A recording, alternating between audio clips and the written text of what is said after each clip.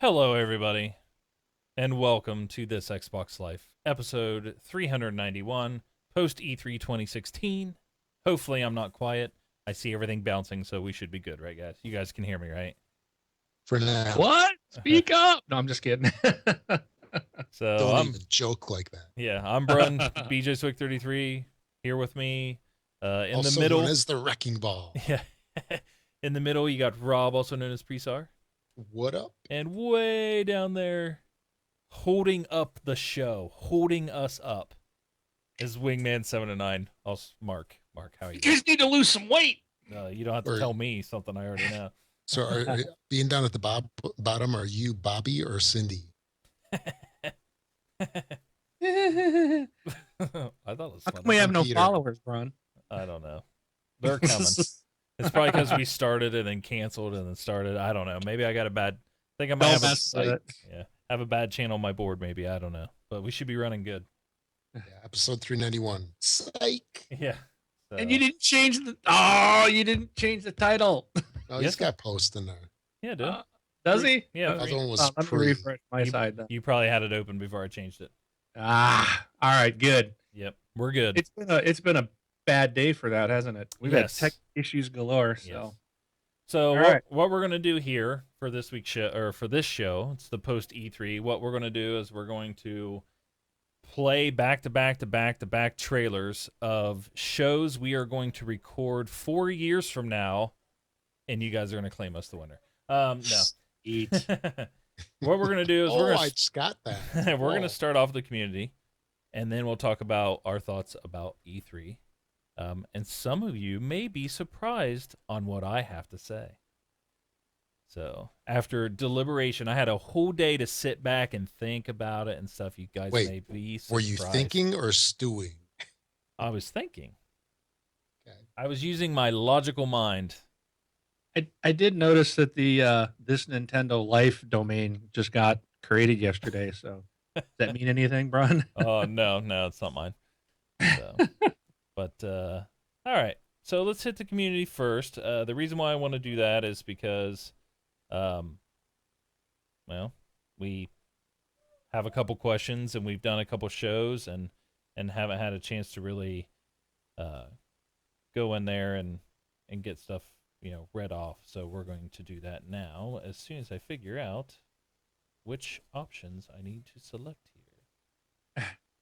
The troubles of not going in order during the show. Boom. All right. So to send us to be a part of you're a part of the community. We love you guys. To send us a voicemail, you're going to go to thisxboxlife.com. You're going to click on send a voicemail. Follow the prompts. We're going to get it. We're going to play it on the show, and then we're going to answer your question or thank you for your comment or say, we apologize.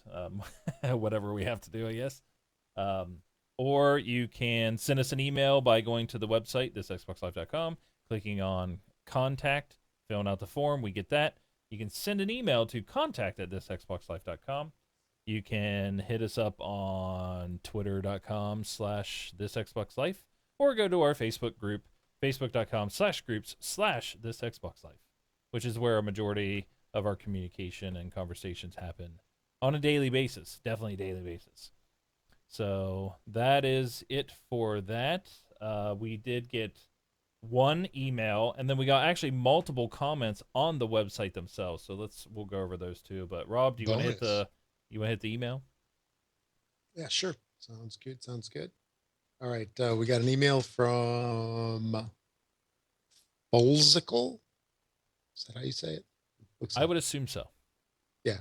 Would you please mention the Fable Fortune Kickstarter on your next episode? We just did, right? Yes, yeah, there you go. So we want to. So if you haven't seen Fable Yeah. Fortune, it's basically a card based game like Hearthstone, I would say, or Yeah, it's like yeah, it very much reminds me of Hearthstone. right. That's for sure. That style of graphics. Yep. And it's definitely nicer than the old school Magic Right. that they've had for the last I don't know, 10 years. Yeah. So Yeah, this game is up on Kickstarter, and they must have purchased the Fable rights I to think they do were this? allowed. They're allowed to make this game supposedly because it was already being worked on. But obviously they need Kickstarter, so I don't know how many days are left. But if you go to Kickstarter.com and go to Fable Fortune, you'll find it. So last time I checked, it was 22 days left, but that was as of Sunday, I believe. So less than 20 days. Well, let's see. Right now, it's at 1,470 backers and $83,500 Oh, they're not going to make it. with 13 days to go. Yep, they are not going to make it.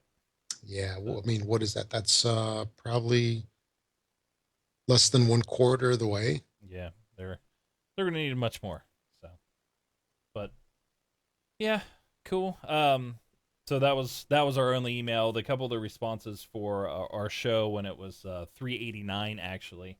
The first one was from uh, I replied to these, so I can rattle them off real quick. Yeah, go ahead. It says, "Hey guys, this is Wade, gamertag Untold Tactics. I love the show. It really helps kill the time while driving. Uh, on uh, on Rob and Mark's Scorpio Neo discussion. I believe he means Mark and myself because I don't know if Rob was even talking that time. I personally Yeah, that believe wasn't me. Mark is mostly wrong. He keeps saying that Xbox doesn't do something that's the nail in the coffin, but I really the Xbox doesn't have to do anything because the Xbox is selling great. Xbox isn't in trouble whatsoever. Sure, PS4 is outselling 2-1, but it's still selling far better than the 360 did. Though I do agree that VR will be a fad. I believe Xbox won't mention Scorpio D3 because as soon as they mention it, sales of the Xbox One will practically stop. There's no way Microsoft would do that, and I think they will launch the Slim, and also believe that is a smart choice for them. There is a big chance that the Neo will flop, and I think it's smart to see how that works out first. As for the Slim, I believe that that it will have two versions, one with no disk drive and one with with an internal power supply. The other version that is equally small, but first an external power supply and a disk drive. I also think both versions will have 4K video streaming. Oh man, he's pretty close on most of this. I'm interested to hear what you guys Except for think. the part about me being wrong. Well, hold on. I replied. I said, hey man, it's Brun. I don't think Mark means that Xbox or Microsoft is going to call it quits or anything. I think it's more that they are out of the race for this console cycle. So like they're kind of throwing in the towel if they don't do that for this console cycle.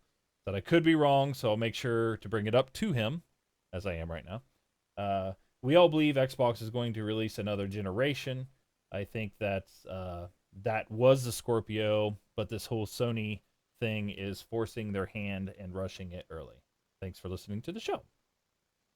So, like, I know when we were talking, Mark, we were talking like, they have to do something or else they're doomed. They're done. Lights out type of thing. I don't think when we were communicating about it, I don't think either one of us thought like, oh, well, they're closing the doors or anything. It's more of like, the Xbox One generation is done. You need to go to the next generation or whatever. Well, but the thing is, it's more than sales numbers because I mean, we got to be honest that we are all Xbox fans, obviously, Right. and that's our platform of choice. But we are gamers and we play on other platforms, and I don't think any of us wants to see Nintendo, Sony, or PC gaming die off. It just doesn't help gamers. But the thing is if right now out the gate Xbox One got a big fat black eye. I mean, this black eye is worse than the red three red lights Oh, I issue, agree. Yeah, which I agree. doesn't make any sense. I mean, this was a PR thing that is impacting them in a way. Yes, it's selling more consoles than the 360 did. Okay. And if you look at it from that standpoint, Microsoft is doing great. They're selling consoles, they're doing at a faster pace than they did their previous console. However, when every game that comes out, we used to have 3 competitors. We're really down to 2. Nintendo is almost non-existent at this point. I Two don't even think competitors? people even compare them anymore. Is I that don't think two or Sony. one? I think we're down to 2. Who's the two? Xbox, Microsoft, and Sony. Those are the only 2 competitors in Oh, this okay. console market. I thought I you don't meant even. two for the Xbox. No, No, no. no. Yeah, it's So just there's one Sony. So competitor one. for Microsoft. Right. Okay, if that. So Microsoft has one competitor, Sony. Nintendo is gone. It's like they've just poof, you know. And Well, they're they're just they're not they're still relevant. around. They're still They're not selling stuff, relevant. but they're irrelevant. Okay, and if it wasn't for their handheld, if it wasn't for the 3DS, Mhm. Nintendo would be shuttered. Their doors would be closed. Period. I mean that I can say in my, and it is opinion, but I honestly believe that is the case. The only thing keeping them alive is the massive 3DS sales that are just crazy. Um, so that's what can happen. It can happen, and it can happen in a single generation. We sold like crazy. Wii U, what is that? Nobody even knows about it. It's just it basically, this company turned to dust almost overnight when they won the last console war based on hardware sales. Okay, but hardware sales True. doesn't make you the true winner. Xbox came in third. Xbox 360 came in third place. Sony PS3 eventually surpassed the 360 in sales, but the 360 had always, when it came down to the software and the games being sold, it was always Xbox games in the top 10. They were just, it was always for 360. So that's where EA, Activision, and notice Activision was on board with everything was first on 360. Where is that now? Activision moved. They've left the Microsoft camp. Others have done the same thing. First on Sony. First on Sony. Um, we got a few items on the Xbox, but Microsoft is paying out the butt for that because they're trying to compete. So when you are losing hardware sales by more than 2 to 1, which that is where we currently sit today, Sony has sold more than double the amount of Xbox Ones that Microsoft has sold. It impacts when a developer is going to develop for a platform. They look at which one are they going to do, where are they going to put their money. Well, there's 18 million consoles here, there's 40 plus million over here. I'm going to go over here. And if that gap continues to widen, you're pretty soon going to have people not even bothering to write for the Xbox If they have because to, it's just getting more. They want, it's all about money and getting your money back. yeah, they have to choose. If they have to choose for making it for one console, they're going to choose the largest install base. And if the install base is not large enough for where they're going to make their money back by putting in the time and resources into making that version of the game, then they're just not going to do it. That's essentially what it boils down to. Right. You know? And then when there Well, was talk of here, the, let me interject one thing real quick. So, hardware sales are important. However, companies don't make money on that. So even though Sony might have, what was it, 40 million? 40 Actually, that's what plus. it, yeah, 40 million for the past 6 months, whatever that number is. If they have that many units sold, chances are those are being sold at a loss. So Right, but that's we're why you can't go based on those numbers. That's what I'm saying. exactly It doesn't, right, you can't look at it, well, they're selling more units than they sold before. Yeah, but their competitor is kicking their butt and selling more than right. double what Microsoft is. So the loss on the hardware is a wash, but you've got twice as many customers on PSN than you do on Xbox Live. But Okay. how do you know I'm that? just saying, based on this console platform, that's double the amount of people buying PSN services, buying movies, renting stuff. EA, Activision, Ubisoft. Wow, this is where everybody's at. This is where they're going to focus their money, their resources, their time.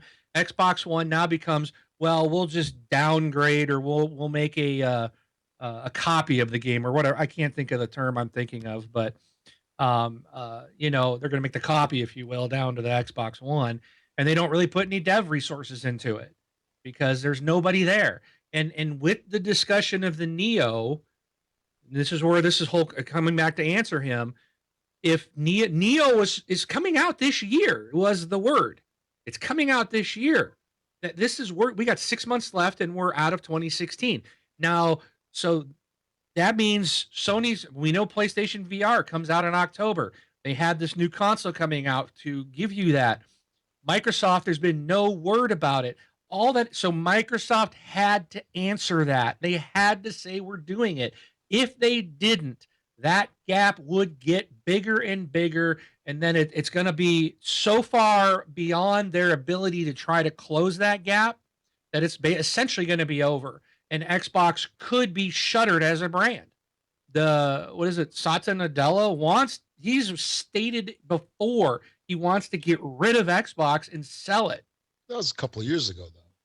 Right. And if they're not making money and they're getting their butt handed to them, and every game that comes out, it's like, it's not as good. It's $60.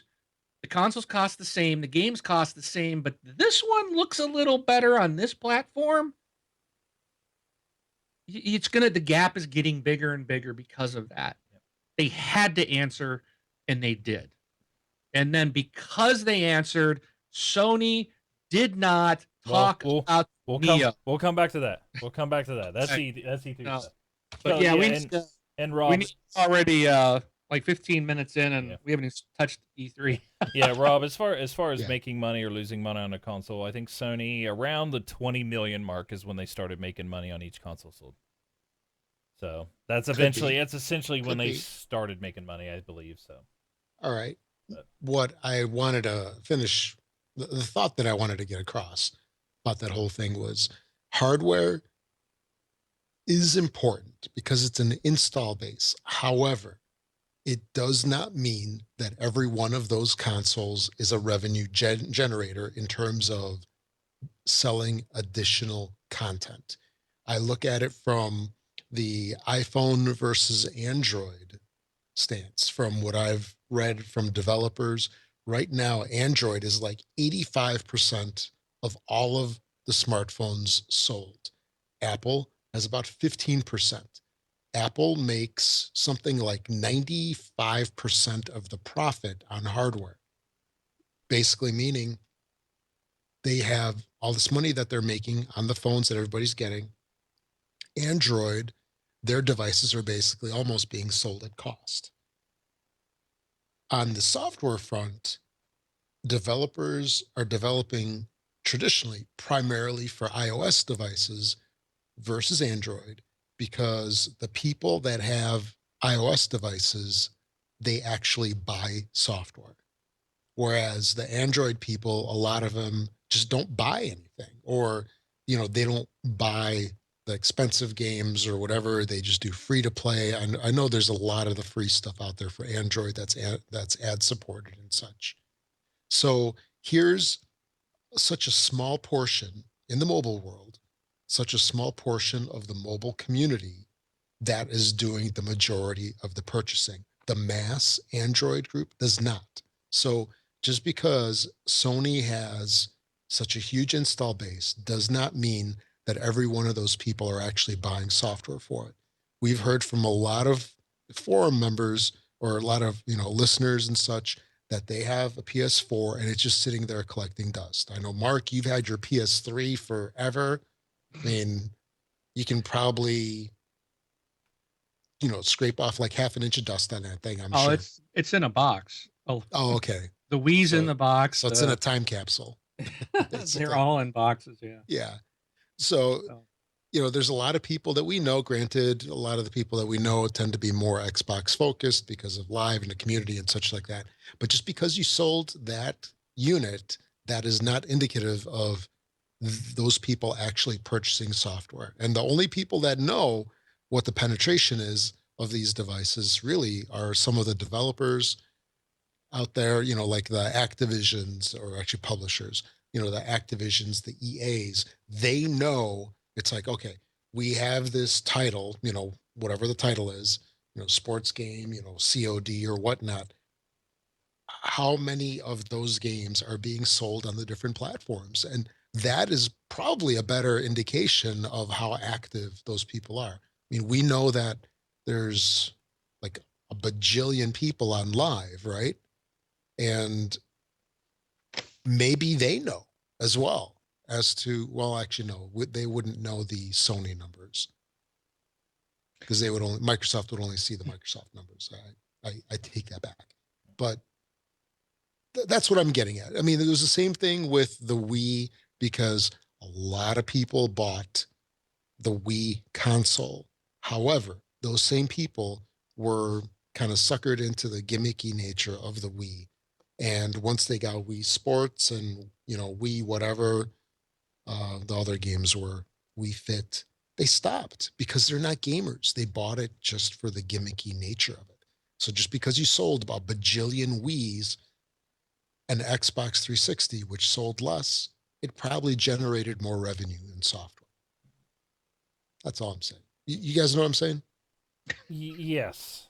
Yes, I do. Stop laughing. All right. I see you laughing. The next question. Sorry. We need to hurry because we got okay. 20 minutes. I'll read through this and we probably won't have a discount on this one. It says Marshy says, "Hey Rob," I think he means Brun. Was hoping that Mark would bring this up as I couldn't understand your argument at all. You kept saying you would prefer it to be a new Xbox completely. How is that any different from having an Xbox Scorpio? You'd still have a premium console that provides a better graphics in both scenarios. The issue with launching the new Xbox is that you're basically launching a big middle finger to all your current Xbox One owners and telling them that to play the latest games, they have to buy a new console. Launching the Xbox Scorpio gives gamers the option, but doesn't force them to upgrade yet. For those who want the best possible experience, buy a Scorpio. For those who either don't care to upgrade or simply can't afford it, it can buy the discounted Xbox One or possibly the Mini, I think S, depending on what that is, and still play the same games. There's no difference from how any other electronic marketing works, including PCs. Cheers. And I wrote, "Hey Marshy, this is Brun. It's hard for me to express the way I feel, or why I feel this way, but thinking about it, I guess I don't understand what is wrong with my current Xbox One for Microsoft to want to make a more powerful Xbox One and to continue to make the same level of games. The power of the new Xbox is just too great to sit there and code for the lowest common box. I think this Xbox was going to be the newest console released in 2018, but they wanted to release early and support Xbox One games for a year or two and then go to Scorpio only. That's fine with me." So what I was saying there is like, hey, you want to have Scorpio, like what they said at E3 is like no one's left behind. That's fine, no one's left behind, but there's going to have to be a day where Xbox One is left behind. I don't think anybody will argue against that because I don't think it's going to be like to that, next year when the Scorpio releases. I don't even think it'll be a year after the Scorpio releases. I bet you it's 2 years after the Scorpio releases. They'll eventually stop making games for Xbox One, right? Because the install base will shift. But going into what Rob was saying earlier, I guess, the install base and things like that. I went to continue to say, like I don't think the developers are going to want to just watch that power sit there and not use it at all. So, but we'll talk more about that stuff in our E3 discussion, which is happening right now. So, E3 was last night. As we predicted, before E3 even happened, Sony was going to win. No matter what happened, Sony was going to win. So, based on everybody on the internet, if you believe a word they say, Sony won. So, now that that's out of the way. No, so we're going to go over what Microsoft went over. We can chit-chat about it. As far as real quick, let's do this now because I think the annoying part and something that kind of after I sat down and I was telling these guys I got to sit and think and maybe surprised at what stew about it. I really think E3 completely got ruined for me once you start talking about a winner. And the reason why I think it ruins E3 and everything about it when you start talking about a winner is because you're basically saying other people's opinions don't matter and that they're wrong. E3, if you want to think about a winner or how E3 happens, for me, this is my opinion, is you And it really got, doesn't matter. and it doesn't matter. You really got to think about what is E3? What do I look for in an E3 press conference, right? That's essentially how I would say this is who I think did a better job, or this is why I like this is why I like that. To me, E3 is I want to see what the company or companies that I follow, that I buy games from, are going to do for me and give me to the opportunity to play within the next year, maybe up to the next E3, with maybe a couple glimpses out, maybe another 6 months after, so 18 months. So when I go in and I look at that and I watch Microsoft and it says coming out in October, coming out in October, coming out in November, coming out in November, coming out in February, coming out in February, coming out in March, and I see game after game after game and they're all within that year, I'm like, awesome. That's great. When I see on the other side of here's a game, here's a game, here's a game, here's a game, here's a game, here's a game. Thank you. And I look at that and I say, well, are those games coming out in the next 18 months? And there's no answer, then I would have to say, then what are you trying to do to me here? Like what are you telling me? Like those games looked awesome, but I don't know when I'm ever going to get to play them, so I'm just going to sit around and do nothing. That's my viewpoint. But let's take the other stance of it. If I'm looking forward to finding out what awesome, great, fantastic looking games, story driven games that I'm going to be able to play in the next couple years, maybe, let's say 2.5 years on end, then, for Sony to come out and say, here's a game, here's a game, here's a game, here's a game, here's a game, and they all look awesome as you're going along, my gosh, they did an awesome job. You know what I mean? Because that's what I'm getting out of E3. Just show me stuff I'm going to see coming in the next couple years, like 3 years from now, and let me see what I'm going to do. And then when you look at Microsoft and they're coming and they're doing it, and it's just like, well, I saw that last year. I saw that last year. I saw that last year. I knew that was coming. That's already coming. Well, okay. Well, what about 2 years from now? What am I going to get past March? Microsoft, tell me what I'm going to get past March. At that point, Microsoft did a horrible job. You know what I mean? So it's all in the eyes of the person watching E3 to determine who you would consider a winner. And basically what you're saying is you're wrong, you're wrong, you're wrong. So pretty much shame on people like IGN, who I read and hit that site every day, for immediately coming out of a press conference and saying, this group won, and then that's it. No reason explained why or anything like that. Even though they're on the high of just finishing the conference and had no way to compare any notes or anything like that. And if, in my opinion, if you really want to pick a winner of an E3, you pick it the year after. When the next E3 rolls around and you go back and you do a grade card on the previous E3 and you look and you said, well, that group announced 6 things last year and none of them happened. So, but that's what I wanted to start out with. So, All right, well, let me tack on to that real quick, because, and I'll get this out of the way, and then we need to jump into this. Mhm. I posted on the Facebook. I was a little frustrated because I was watching all the conferences that I could, and I did watch the Sony, and it was fun. We actually had a whole bunch of this Xbox Live community members jump in a party with Brian and I yesterday, and we sat and watched the Sony press conference, which I thought was kind of funny. A bunch of Xbox gamers watching the Sony conference. But we're gamers. I mean, and we do it because we want to report back to you guys. But soon as that thing was over, and I was watching the IGN feed, I cannot remember his name now, but he's the guy with the glasses and the beard, dark hair. He was sitting next to I don't remember. But anyways, he's on the podcast on Lock Crew. I have a lot of I have a lot of disrespect for him now. But he was just like, was that the best show of any E3 ever? And he was just like, and I'm just like, dude, let's do the math. And this is what I did. I posted this in our Facebook group. So Xbox they talked about a new slim console coming this August. They got new custom controllers that are available right now. They have a new console coming next year that's going to be 1.5 teraflops faster than what PS Neo is. They've got introduced Xbox Play Anywhere. They showed 18 games. 8 of those are coming out this year. 6 game. Oh, I'm sorry.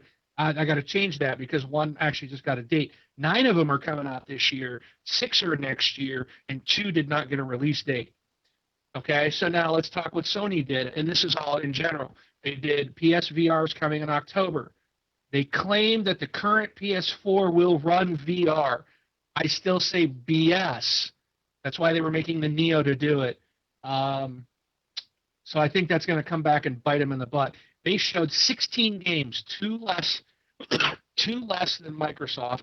They had 5 games coming out 2016, 1 in 2017, and 10 that had no release date. How? Okay, so okay, I'm going to just leave it at that because I'm just going to rant. I don't want to rant. So I'm going to continue reading what I wrote. It said, not being a fanboy here, but I got to give it to Microsoft. They had a great show. Sony had some amazing looking games, but all the really great stuff had no release dates. Xbox has a ton of stuff coming out this year. I guess Sony wins if you don't want to spend any money except on VR. But for a person who wants to play new games, I'm happy to be an Xbox One owner today. So, again, yeah, E3 is frustrating because people come in and they're like, oh, they won this one. These guys suck. They don't. I liked what Microsoft did. I thought it was a fantastic show. I was super excited about what they did. And like everything that they showed, with the exception of 2 games, we got 16 games coming out between now and next year. And Bron, I was chatting with you earlier today. The list of stuff I'm going to buy between now and next February, there's like 9-10 games that I want. Yeah, there's 10 on there. That's crazy. 10 games between now and February. And Sony's got 5 games coming out in this year. 6. I mean, there's more on Xbox than Sony's even releasing on theirs, unless you go into VR. Now they're claiming 50 VR games are coming out. But I'm sorry that I do not believe that. Were they the ones that showed the Resident Evil VR? Yeah, There's no way that's on PS4. It's just no way. And you're gonna have to buy something else. Like I know there was like a box that came along with the headset, or you have to get, whether that's included in that price. I don't know. I think they're gonna have a little PR nightmare here coming up soon, because I don't believe they were honest, because they said that you can do VR on the PS4 as it is today. I really don't believe that, but maybe they can pull it off. I don't know. Yeah. But if they can't, it's probably VR like Google Cardboard. Yeah, it's going to be like crap VR. It's not what we're seeing. It's not right. Resident Evil 7, which, oh my gosh, that looked like, man, I was scared just watching the freaking thing. Like, there's no way I'd put this on my head. But anyway, so that's all I want to say about that. And we should probably dive in. We have a hard break at 2 hours, guys. Yeah. Because of the whole syncing this up to the YouTube. So both Microsoft and Sony, I believe, had awesome showings. Don't get me wrong. I mean, I love sitting and watching all those games from Sony, and tell you what, 4 or 5 of them I'm really interested in. Yeah, like actually my favorite game of the entire show of seeing out of all of them was Detroit. I don't know if you guys. Yes. That game, it almost makes me want to buy a PS4 just to play that. They had some amazing stuff. Oh yeah. Days Gone and Detroit looked freaking phenomenal. Yeah. And there was another one they had to Death Standing, even though I don't know what that is. Yeah, the one with all the zombies too, like that's Days Gone. Days Gone, yeah, that looked awesome too. But I mean, they did fine. But that's why when we first started, I explained like you have to know my view of what I expect out of E3, like what I expect out of a conference, and mine is tell me what I'm playing between now and next June, and that's why I say, in my opinion, I think if I had to pick one, I'd pick Microsoft. But I don't think picking one is fair to anything, because E3 is supposed to be the future of gaming. So, but all right, it doesn't matter. What matters is what these guys talk about, and I think let's dive into what Microsoft talked about. Go for it. So they started out the gate introducing the Xbox One S, which is coming out this August. Awesome. Pre-orders are already available on Amazon and Microsoft Store and probably everywhere else. I thought it looked pretty cool. It's 40% smaller. I've seen some today. I saw some stuff where they showed them compared side by side. It's pretty neat. I wouldn't mind getting one. It does add 4K gaming and HDR or 4K video streaming and HDR. HDR. Mhm. So it is going to be, there are going to be games coming out that will look a little better on that than they do in the current Xbox One, and I'm fine with that. Yeah, I read that today. It's got an internal power supply, so there's no brick.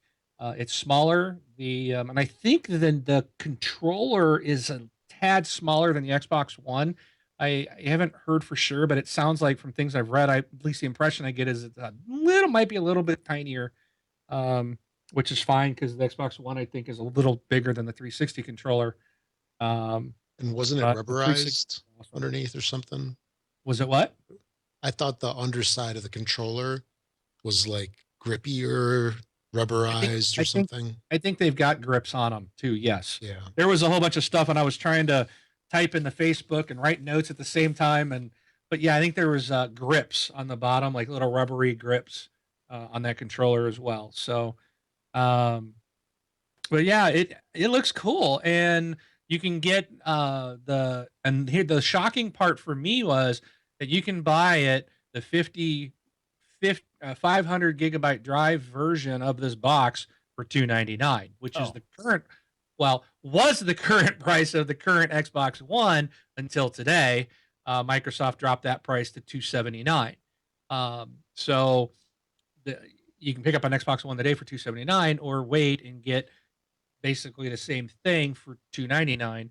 And then if there's also a 1 terabyte version and a 2 terabyte version, the price is 349 and 399 respectively for those. Buy Um, the 500 gig version and go spend $80 on a 4 terabyte USB drive, man. Do not Yep. spend, and I mean, yeah, don't go. And actually, probably not even 4 terabytes now. I think you get a 6 terabyte for like $120. Like, don't buy the extra internal hard drive space. I mean, I know it's nice and small. I mean, I think the S looks fantastic. To me, it should have been the Xbox we got from the very beginning. But you know, that's all in hindsight, and you're talking 3 years ago. So plus, it was in development for like probably 2 years before that. So I mean, things get smaller, things get better looking as they go, and it's always been that way. Um, but yeah, don't buy that 399 one. Buy the cheap one and go get yourself a extra hard drive. And actually, I already have one. Most people already have an external USB. Like, right. just Just go buy the Slim, plug the it back Slim into in, that and one. send the Yeah. Xbox off somewhere else. Sell it. You know what I mean? You won't even have to re-download Put it, anything. put it in But another room. I mean, yeah, so, yeah. but no, yeah. I mean, I it's the same price essentially. I wouldn't buy the expensive one. I really wouldn't. That's what I was thinking, Brian. If I get one, I'll buy the 299. So, Yeah. And I saw your post where you're like, "Oh, I bet this is going to make Brown mad," because they state that the S is going to run the games better.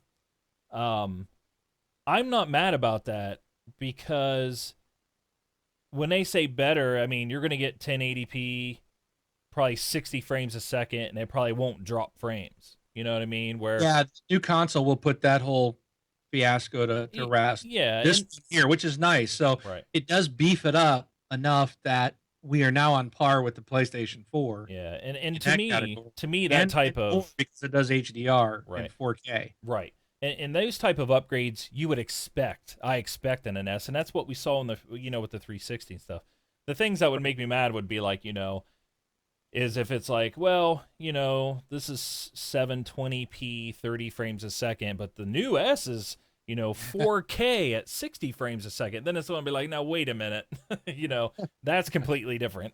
Something that's going to cause problems for developers or cause them to make two different versions of a game. That's where I'm not really big on. But, continue. Keep going. I like the Yeah. S. Did you? I think it looks awesome. I Oh wish yeah, it was in agreed. black And though. Yeah, I did like the want white, to mention something real quick, and that's that there's 3 versions of it that they have on the Microsoft Store for pre-order. They have the 299 500 gig console. There's a 1 terabyte console for 349. Yep. And then there's the launch edition console for 399 with 2 terabyte. And that one also comes with the vertical stand, which I think I heard was like $20 or something to let it sit upright. Right. So you do get a little something extra. However, for most of us, we're probably going to have their external hard drives anyway. Right. So at that point, you may as well just get the 500 gig console. Yep. And if you want to do vertical, you just stand it up however you want, or get the stand for $20. Duct tape. And yeah, and an even better thing to do is to pre-order your Xbox One S using this Xbox Life affiliate link on Amazon. Yeah. There you go. And for everybody listening, Rob was talking before we started. He was saying since the S was like $299 and it was a fantastic price, he's actually given away one on the show. Aren't Don't you? even joke like that. I'm joking. I'll come back to the whole Rob or Mark when we get to the end when we talk about the last thing that was announced. This whole why would you ever buy one of these now because there's a new one coming next year? I have a comment about that, but okay. Continue. So the next thing they went into was Xbox Play Anywhere, which I think is pretty cool. We've kind of seen this with Quantum Break. You buy the Xbox version, and they did this with a pre-order for Quantum Break. If you bought it, you got the Windows 10 version as well, and then you could play. Your game was saved in the cloud, so I could play like Chapter 1 on Xbox and then go to my PC and continue from where I left off. So Xbox Play Anywhere is now when you buy it on one platform, you basically get it for both Windows 10 and Xbox. It looks like all first-party games are going to be including this, and I would imagine that it will extend out as well. We'll probably see third-party games as well in the future, possibly. But yeah, the third part. Now this here, like that stuff right there, like super excites me, just because that is leaning toward a scenario where if I only played Halo, if I only had an Xbox to play Halo, then I don't need to buy an Xbox piece of hardware and I can still play Halo because I can buy Halo and play it on my PC. But I'm curious. It would be interesting on third parties how they would do that. But because like for prime example for me is Battlefield. I'm a huge Battlefield player. If it would be awesome if I bought Battlefield on the Xbox and I got it for PC, but it seems like when you buy them and you get it on PC, it's through the Windows store. Right. So I don't. So basically, if I say it is true and Battlefield does it, what I'm expecting to see is you have Xbox One Battlefield, you have Xbox One Battlefield on PC, and then you have Battlefield PC. So like you're still gonna probably have that difference between those two, which is kind of crappy because I would really like to only have one soldier, but yeah, I'm excited. I thought that was an awesome announcement. I think that's pushing gaming forward, like one of the things I really wanted before E3. You should still only have one soldier, unless you bought the PC version of the game through Origin or through Amazon. Well, that's what I mean. I was hoping Battlefield at some point in time would get to the point where you just buy the game and anywhere you play it, you're playing. That one wasn't listed as Xbox Play Anywhere. Right? Yeah. So go ahead. Maybe Battlefield 5. Yeah. Like that's the hope. Yeah. All of this Play Anywhere stuff to me makes me think, and I could be wrong about this, but it makes me think that they're leveraging the common code base of Windows on PC and Windows, the 10 code base built in the Xbox, and that they're leveraging this somehow with the, Azure or Xbox Live system in the background. So they're integrating all of these things together.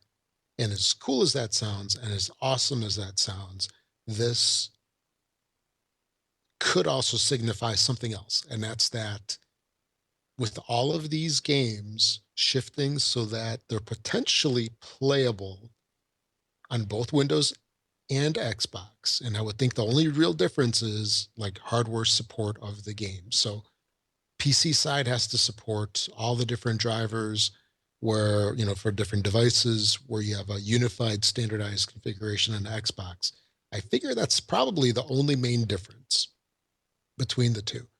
And the really exciting thing about all of that is that they are building in an environment that could potentially be not future proofing it, but it's it's basically like the system that we have now in PCs where you could boot up, Duke Nukem from 20 years ago and play it on a PC today. Yeah. Yes, There, that's exactly what Phil Yes. Spencer has talked about. right. I posted an article today. He did an interview recently with The Verge, and Okay. that was what he was saying. That Mhm. it's ridiculous that I can't play my original Xbox today on my current console. Right. I can't play an original Xbox game, but I can go back and play a really old PC game on my current PC.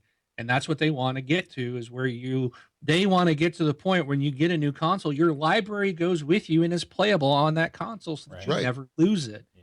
That's exactly what they're working towards. Yeah. And And that's And what that's it makes awesome. sense to merge these. Our Xbox One is a Windows 10 OS. Yep. Right. It's just, how hard is it to make that run on a Windows 10 PC? It's already a Windows 10 game. So Yeah. yeah, I think it's really good. Yeah. But That's awesome. yep. All right. What was next? All right. Continue. Okay, Gears of War 4, they showed that it will be play anywhere. This comes out October 11th. They showed the single player campaign, which I thought looked friggin' awesome. Yeah. They've got weather elements in here. They got a lot of new weapons Wind. that are really cool. I am stoked to use the spinning saw blade gun. I don't know knew- what it's called yet. I knew you were But- gonna say that. And I was like, and well, I there's saw- Wing's weapon. Yeah, and I saw one today, another one that they were talking about. They saw some more play of it today, and there's some kind of, it looks almost like a grenade launcher, but it's something that they've built from the environment, and it's like a tool. So they're taking stuff from tools laying around. I can't remember what he said, but it's some kind of almost like a grenade lobbing device that it's Like just neat. Chucker. Game looks awesome. And they did talk Horde 3.0 will be in the game, so we're getting a new improved Horde mode. So yeah, I'm all over this game. Cool. Yeah, I'm pumped for it. So Next they showed they were continuing on. They showed a lot of other things in the Gears arena, but they talked about Killer Instinct. General Ram or Rom is now playable in that game. I actually there was an update yesterday to Killer Instinct, and I actually played as Rom today. Hmm. And there's an achievement if you go play and win a game match as him. So if you just want an easy achievement, boot that up. And here was my big surprise. And I'm not sure why I was surprised, but I never thought on all our predictions, for some reason, I wasn't thinking that there would be a new Forza game coming out. Oh I just yeah. never crossed my mind. And when they started this demo or this video trailer, and I'm just like, at first it was just like these wild, animals and stuff, and I'm like, yeah, Looked this like looks pretty it looked like Far Cry or something. yeah. Then all of a sudden there's a Lamborghini in there, and I was just like, and I mean, that's exactly what I did. I was like, oh my gosh, Forza, this got to be Horizon, and it kept playing, and I'm like, and then finally it came up, Forza Horizon 3. I mean, I was so excited. It was like, oh, thank goodness I had something that I, wasn't spoiled. I wasn't even thinking of, and it was a complete surprise to me, and it was a game that I absolutely love. So, and on top of it, the game's coming out September 27th of this year. So we're just a couple of months away 3 from months it. away. It takes place in Australia. It has crossplay. They actually showed two people playing on a Windows. So there was like a Windows 4K system, a Windows machine, an Xbox S, and an Xbox One S, and an Xbox One. All four of them playing on stage, all in separate games. And then someone sent out an invite to one of their people, and it was just, it pops up. You hit the button to join the game, and you're just immediately in their game. They call it instant co-op, and Yeah. you're just immediately in there. And then like whoever the host is and what their weather is, like your game will switch immediately to. So if you're in a private game and it's raining or something, and you're racing or you're driving around, and you join a game for your friend, and he's in a nice sunny time, it'll automatically switch over like that, Mhm. and you'll just be right in their game, and it worked. And cross play, so you can play against Windows players. Will be able to play with Xbox players. Nobody really thinks about that type of tech. That kind of like, people kind of, they mention it like the instant co-op and stuff like that. And I don't think a lot of people really catch on to it. Like, to sit there and think like, oh, when I press a button, I'm immediately in this other person's game. Playing with my friends, racing my friends and stuff like that. And thinking about E3, like a lot of Microsoft stuff is co-op related. It's like we want you to play with your friends. And when you go and you look at a lot of the games that were shown on in Sony's press conference, did anybody notice that most of them are single player, you're on your own by yourself type of games? I mean, most of them are like single player story driven games, and there's nothing wrong with that. I'm not saying there's anything wrong, but it shows you two different sides of like the consoles. Like one's very co-op-ish, play with your friends, go out there, do this, and the tech works, and then the other groups are like, if you want to sit back on your couch and play by yourself and things like that. But like a lot of people don't notice that stuff. That's awesome when you think about it. Oh yeah. That instant stuff. The That's power of the crazy. cloud. Yeah, yeah, it's crazy. But yeah, okay, go ahead. Next game was Recore. Comes out September 10th, which surprised me. I expected to see Recore. I did not expect it to ship this year since we just saw it for the first time last E3. Yeah. So I like the way Microsoft is doing stuff. They seem to be, a couple years ago they said we're going to talk about what's coming out this year. What you're going to see in the next year to 18 months, and that's it. So, and I don't think any, with the exception of two games, which I'll mention in a minute, I think everything's going to be out by holiday 2017 that they showed, and even the two that didn't have a date, I would expect to be out before then. So I like that. So if you see something at E3 next year, if it's not out by E3, it's going to come out in a couple of months. You're real close. So I like that.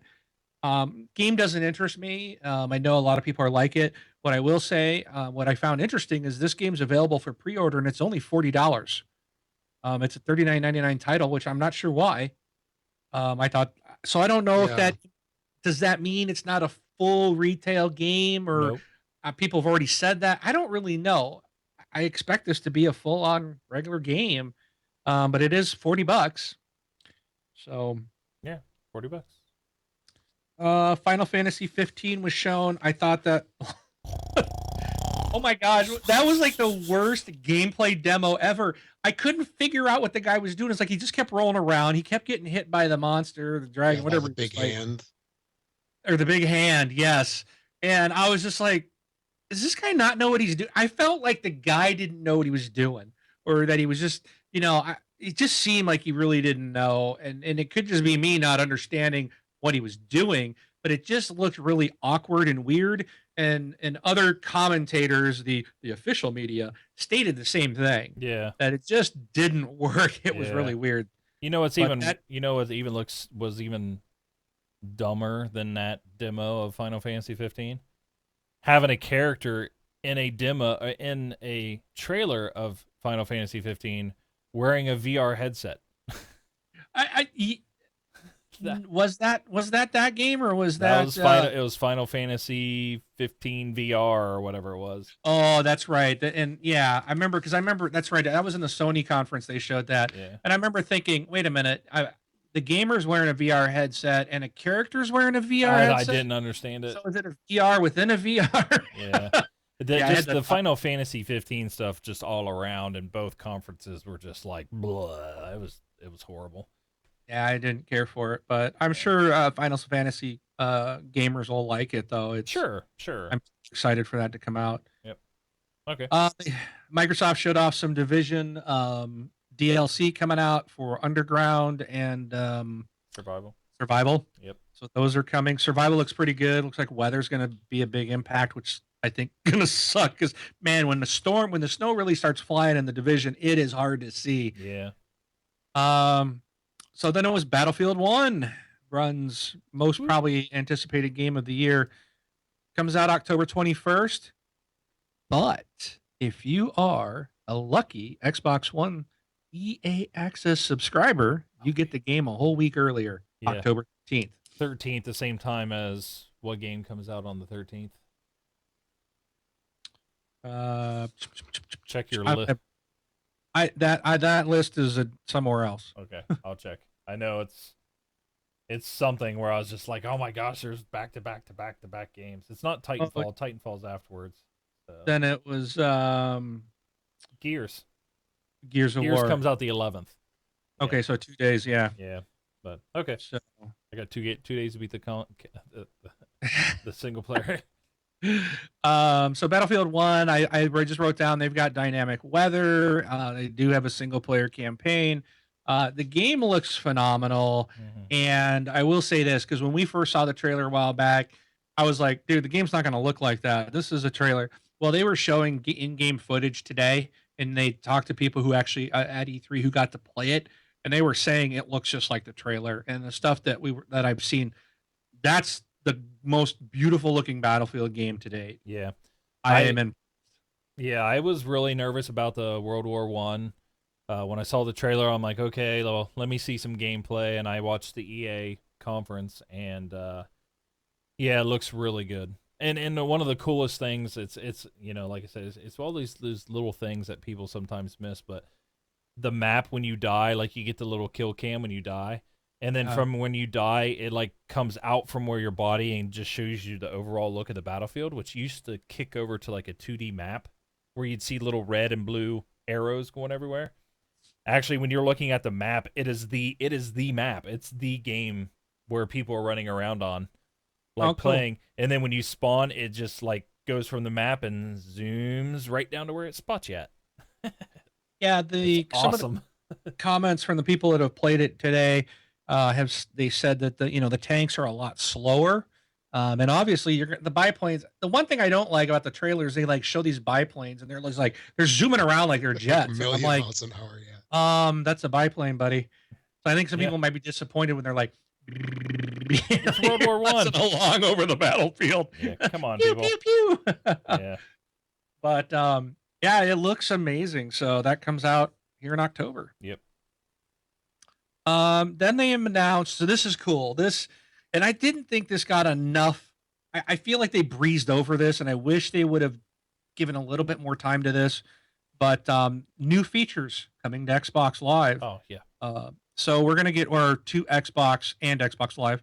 The console's going to get background music play, which was something that you could do on the 360.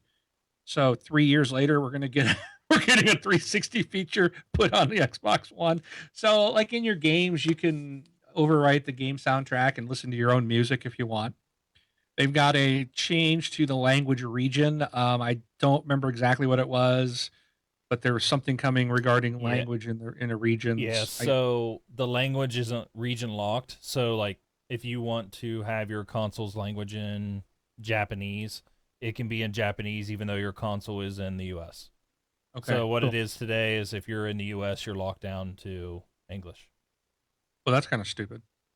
Yeah, it's really weird. Um, All region lock stuff just needs to go away in general, but that's just me. But okay, and then Cortana's coming to the Xbox, which which we already know. that blows. They could have. They didn't need to talk about that one.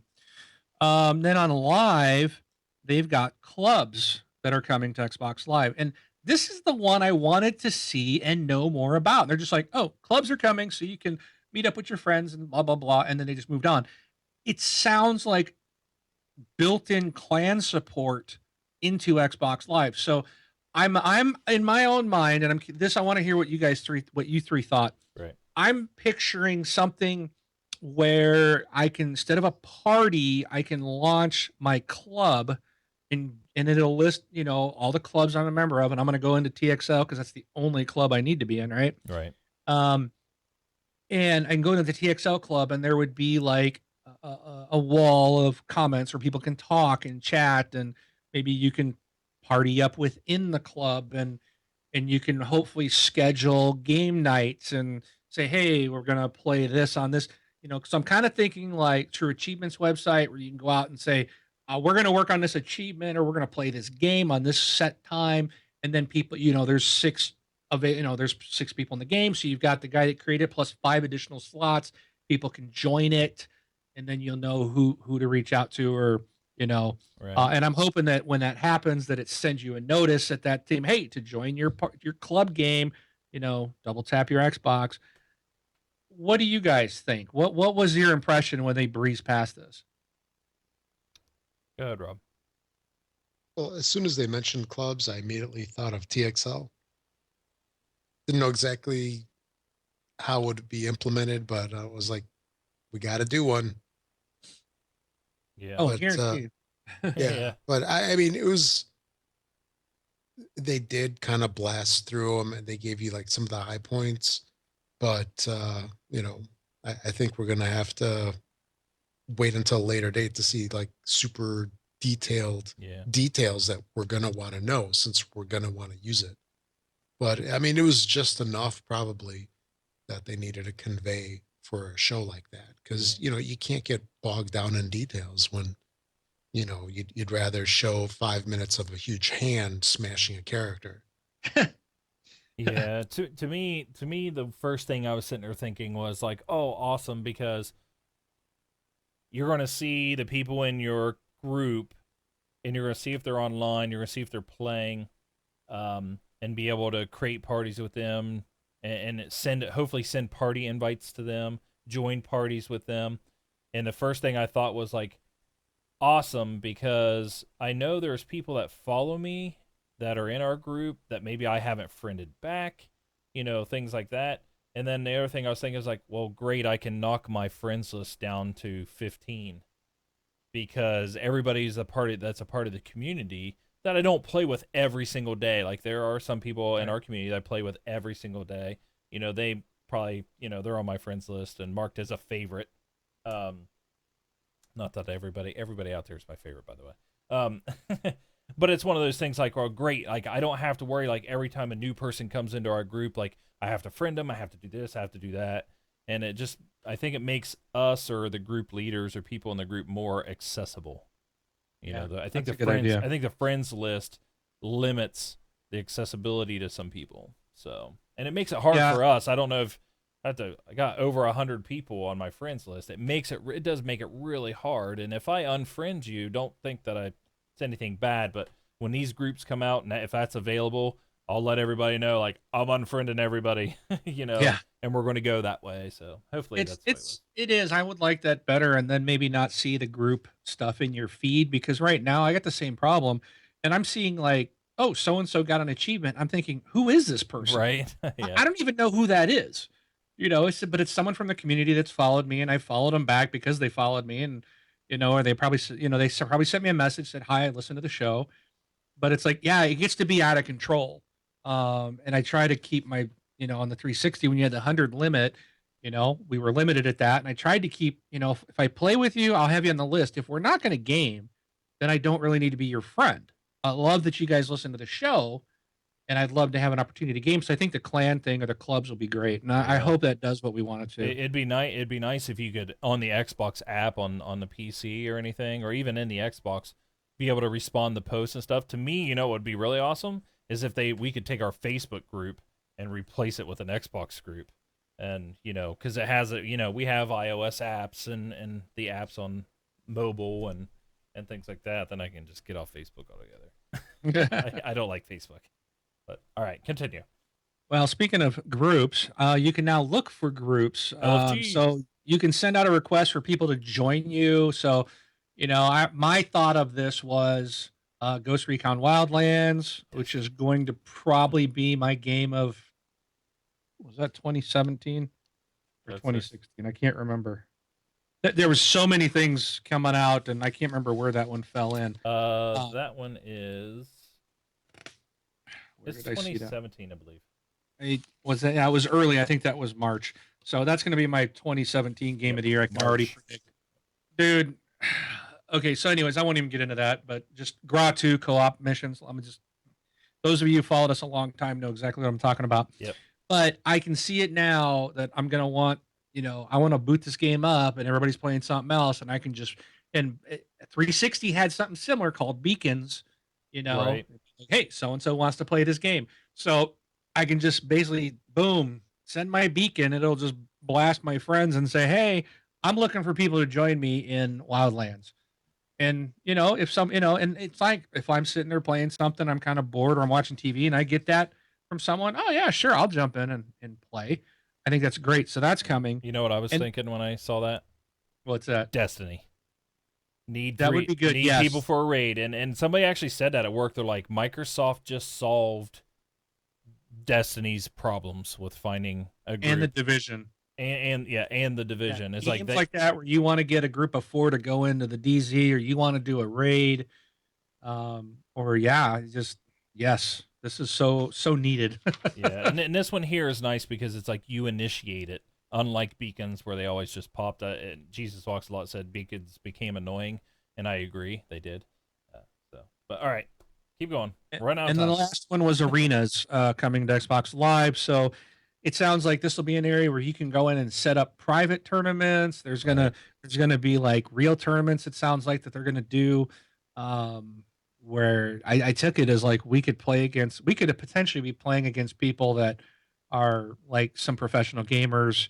They're gonna have tournaments for money and stuff like that. But it looks like you're Right. I gonna be mean, able to set up private tournaments with your friends. yeah, I mean, it sounded almost like you could have a tournament for just about anything Right. Yeah, instead of just the organized ones. So, I mean, right. we could potentially have our own like listener tournament, Yeah, FNL would right? be a Rocket League tournament. Yeah, that'd be cool. Yeah, I'm that's cool. Yep.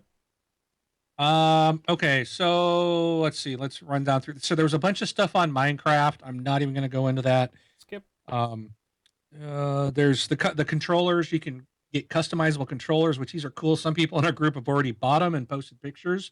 Oh, wow. These are cool. You can pick the color, the thumbsticks, the D-pad, the front of the controller, the back of the controller, the buttons, the menu buttons. There's like 4 different options. The ABYABX color. You can have, there's like 4 different options there.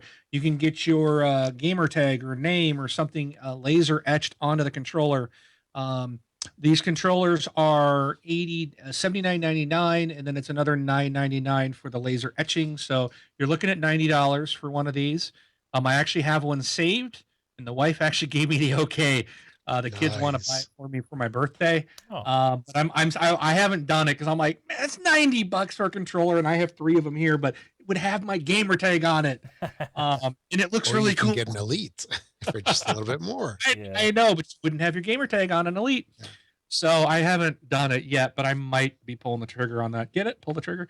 Yep. So that's really cool. Those are available today. You guys can go and order them. But you can do it today, but they don't ship for like a couple weeks, right? I'm sure it's going to take a while. They're custom. Yeah. Right. They're going to have to match all the colors and parts. And, if you're doing laser etching, it's got to go through a process. So I'm sure it ain't going to be an overnight thing. Oh, yeah. And I watched the E3 with my son, and he's already picked out like the color scheme for his controller. And I'm like, really? It's like, yeah, Dad, you can give me this and this, and I want yellow and I want black underneath. And Yeah, I told my wife I it's said, funny. should get one for each of the kids, but they're too expensive. But the kids would love it. They'd have their own Oh, yeah. control, their own color, their name on it. Right. It's pretty. I think it's a cool idea. I like it, but it's expensive. Yeah. Okay, so then Inside was shown a little bit, really briefly. This is I've got June 29th written down. Yeah, people have been waiting for that game forever. Is that coming out? Is that like in 2 weeks then? Yep. 2 weeks. Wow. Wait, And this what's is this? the successor to Limbo, correct? Because Yes. Limbo is free right Oh. now on Xbox One. Yeah, it is. So yeah, That's a Inside good game. comes out on the 29th. Yep. What is that about? I mean, You're it gonna like have- tells you nothing. You're right. Yeah. You say just watch the trailer. That's what you get. What you see is what you get. You want to know something that we don't know what it's about? We Happy Few. Oh, Oh, I want jeez. that bad. Dude, I don't know if you can see this. I wrote down very weird game. Yeah. That was my note. I'm like, what the heck is this? I want this game. I want this. I have no idea what it is. It looks bizarre and It's- really strange, and it's not. And it's like it's not my style. If, But if one word was to describe it, it would be disturbing. Yeah. Make sure to It take was- your joy. Dude, when they started smacking that pinata and there was blood spraying, I was like, what the heck? What is in that pinata? And then he steps away and it's just like a dead rat or something. And they're all just gorging on it. And like the colors, all the bright colors start to fade to this like kind of grayish thing. And then that one weird person with the mask, and they're like, oh, you're not taking your happy pills. And all of a sudden you realize like everybody's drugged and what they're seeing is not reality. And oh my gosh, I want to play this game. Yeah, it looks I good. want to know more. And this is coming to Early the game access. preview program. Yep. So I think we're going to be able to see this soon. I didn't write the date. But that was so bizarre, dude. Yeah. I It's believe it's in June it's as well. yeah. It's as bizarre Or as no, Octodad. it's July. Yeah, it's been compared to BioShock a lot. I've Yeah. seen, Yeah. uh, and I can see that. When in fact when the game first started, and the guy was working on that like machine where he was the redactor, it just looked like I'm like, what is this, a new BioShock game? I mean, that's what it looked like right from the start, but Yeah, it's just with very the weird. coloring and like the Yeah, art the animation. style. July Yeah, 26th. Yeah. July 26th, and that'll be a game preview at Yeah, that it's point. like Correct. 4 or 5 weeks away. Not bad. Yep, But preview. So you are buying pre-released code, and right, typically they're cheaper when you buy them early. So but, if you have not seen the trailer for We Happy Few, got to go out and check it out when we're done with our show. yeah. The It's live gameplay, the gameplay yeah, from E3. yeah. So next they came out. The guys from the Witcher game came out and introduced Gwent. Yep. It's the Witcher card game. It's gonna have multiplayer crossplay and a single player campaign in a card game. Next was Tekken 7 coming out early 2017. It's got a new story mode, and they're going to give a free copy of Tekken Tag Tournament 2 is currently available now. It's a 360 backwards compatible game, and it is currently free, so you can go grab that as well. Yep. Then one of my most exciting ones again, Dead Rising 4, Xbox Play Anywhere, so it's on Xbox One and 10. Comes out December 6th. Now this one didn't have a release date, but today they confirmed the release date. So Oh, cool. that's why I made the change when I said there was 8. Oh no, I mean 9. This one got a release date today. They didn't have it in the show yesterday. Wait, which game? Where Dead Rising 4 comes out December Okay. 6th of this year. Okay. Oh yeah. And that looks Yeah. cool. What I don't know, when I watched, I watched like 10 minutes of gameplay today. Someone on the floor recorded it, and there was a clock at the top, but it was at 10 minutes. So I think the clock was the limit of what they were allowing the people to play. I think they had 10 minutes. Okay, yeah, I see what I'm you're saying. trying to remember when Ventral Loki and I went to the Xbox One event in Phoenix. Um, we got to play Dead Rising 3 even before the console was out, and there was a time limit there too. And I think that there was the same thing. I think they had a clock in the game at the top, so I believe that was just for demo purposes. It does have Frank West from the original game. You're kind of going back to Colorado. You're going back to play as him. And they said they're going back to their roots, but I'm really hoping that they don't do time based stuff. Now, when I saw the gameplay today, it looked just like Dead Rising 3. There were side missions. There's people to help. There was a main mission you were going to, and I'm hoping the clock was just for the trial, that they were limited to 10 minutes on the systems.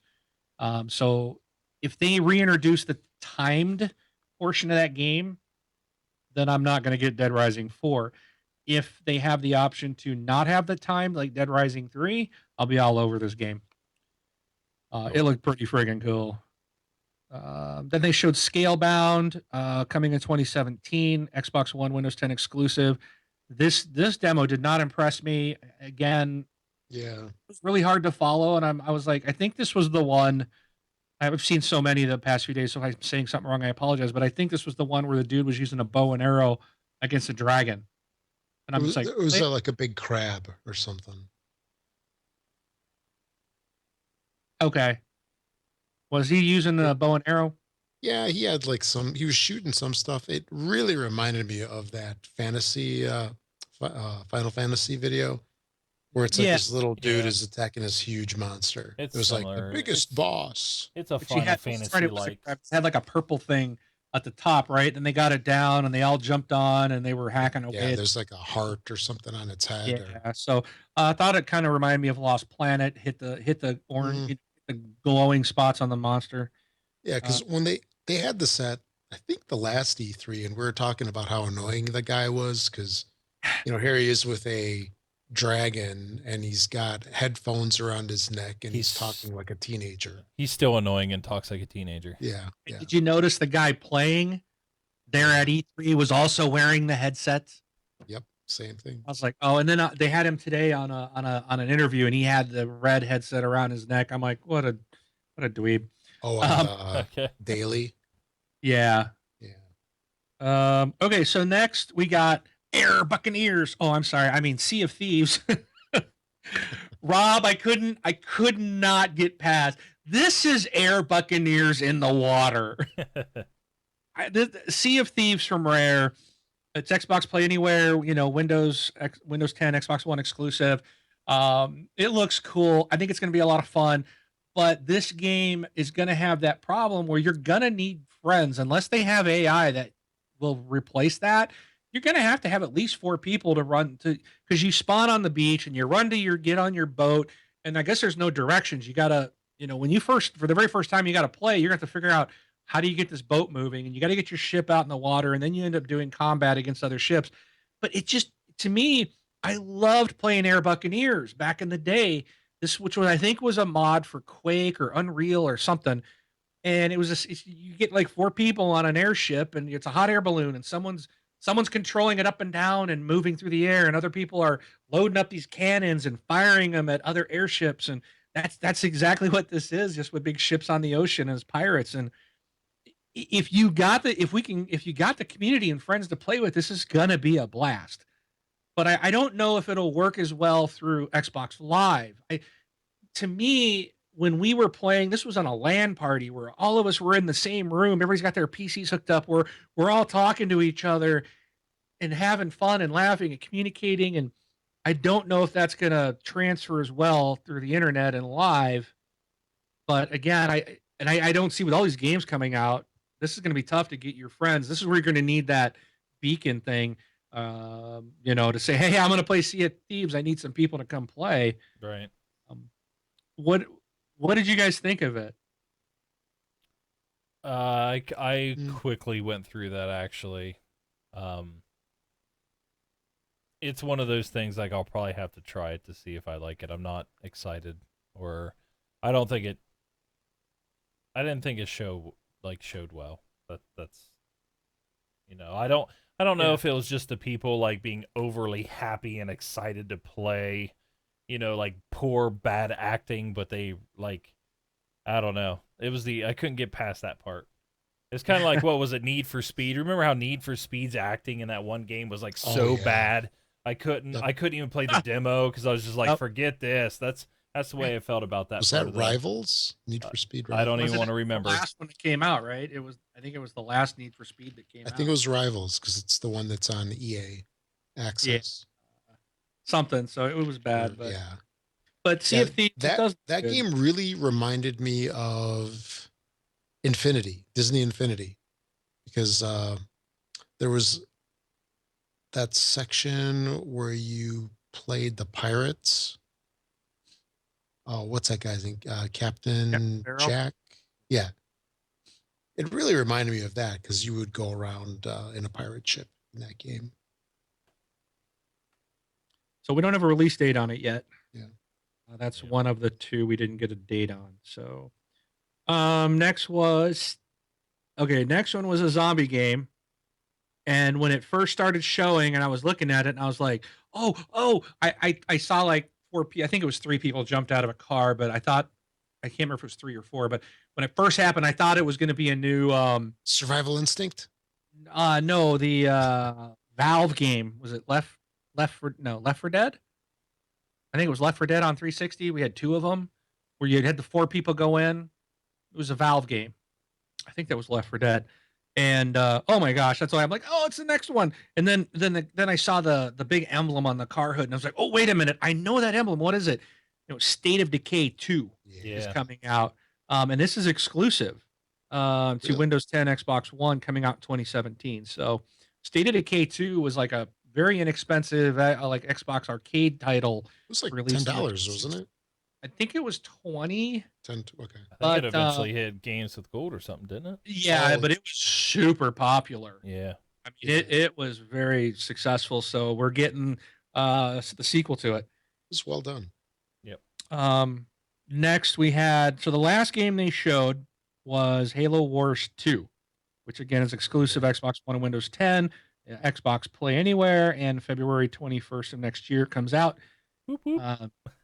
And even better, the open beta dropped yesterday. So you can go and download it and play it I still haven't right played it. now.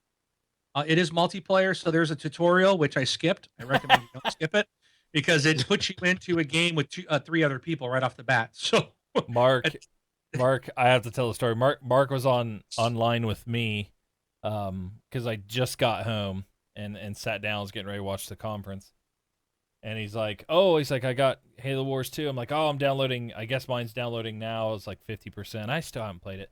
We're like, oh, tutorial. Well, skip that. I know how to play, And then 2 minutes later, he's like, I'm in here with like 2 other or 3 other live people. I don't have no idea what I'm doing. I was like, yeah, skip that tutorial, huh? It was pretty funny. I didn't know it was going to be a multiplayer. Yeah. So. But yeah, I need to go back and play that. It looked really cool. I'm excited. There's a lot that has changed from Halo Wars 1. I can tell you that. I just played 1. We won based on what my partner was doing because I didn't add to that at all. I was trying to figure out. It was like first time. I'm like, okay, what do I build and how do I, what is it? Resource gathering, and it just took a while. I was like, I don't remember. It was going to come back to me. So I started sending my guys out, and I did get into a few little battles, but there's a ton of units and stuff to build. And I'm like, man, I don't even know what this stuff is. I don't remember this in the Halo universe. So it looks cool. I'm excited for it. It is a must buy. So now we come to the very last thing of the Microsoft conference. And this is all I'm going to say is, I was right, Brun. Suck it. In fact, I kind of spoiled it for Brun. It was spoiled about this. Right away. Scorpio was announced. And he's like, thanks for ruining it for me. I'm at work. And I was like, oh man, I actually felt really bad. Oh, I don't really feel did. bad. I figured you and Rob would have been tied in and somehow figuring a way to listen or catch the news. Yeah, I was Like 15. some of us have work. Well, I had 15. I was watching it at work, but 15 minutes in, like right when they got to, I don't even remember. Oh, when they got to the, whatever the fighting game was. Tekken? Right? Yeah, Tekken? no. When they were talking about the new Gears of War guy in it. Oh, Killer Instinct. Yeah, when they got to Killer Instincts, when I actually had to go to a meeting, and I was in a meeting for like an hour, so I missed that part of it. So Phil Spencer came out and introduced the 6 teraflop GPU, 4K gaming, 4K resolution video, 8 CPU core, Project Scorpio, the next Xbox console coming in holiday 2017. Yeah. So, did anybody catch Bethesda's conference? Yes. When Mr. Howard was saying, "Oh, look, we are on the Vive, on the Vive, Fallout 4 VR on the Vive." Yeah, Fallout 4 on the Vive. And then when the developers are talking about Scorpio, and they're talking about how people are going to be able to do what they want, like with VR and stuff, and it was him again, Todd Howard. And I'm like, oh, that's interesting. So that means partnering means Vive, right? I mean, Vive is going to be one of the VRs available on Xbox Scorpio. Yep, they did not announce it, but yeah, if you really paid attention between those two, it's the same thing I thought. I was like, hey, wait a minute. He said it was going to be on Vive, and now they're saying he's out introducing Scorpio and said, with this machine, we can finally do VR the way we want to do it. Yes. Right. And so we know, and we know Fallout 4 was just announced on Vive. So, right. Yeah, I think we're going to see the Xbox Scorpio compatible with Vive and Oculus. Probably both. I agree. They had Carmack on, and he's the CIO or something of Oculus. Yeah. No? So, and now people, and now of course immediately, again, and this killed me. This ticked me off. Seamus Blackley was a guest with IGN panel after the show of Microsoft, and he's sitting there with maybe explain who he is. Just Seamus Blackley is responsible essentially, or the lead designer, whatever, on the original Xbox. Mm-hmm. This is an Xbox guy, heart and soul. He should be, anyways. So the conference ends, and they go to him, what'd you think? And he starts ripping into this whole Scorpio thing. It's just a bunch of marketing and blah blah blah. And I'm just like, I was like, what the frick?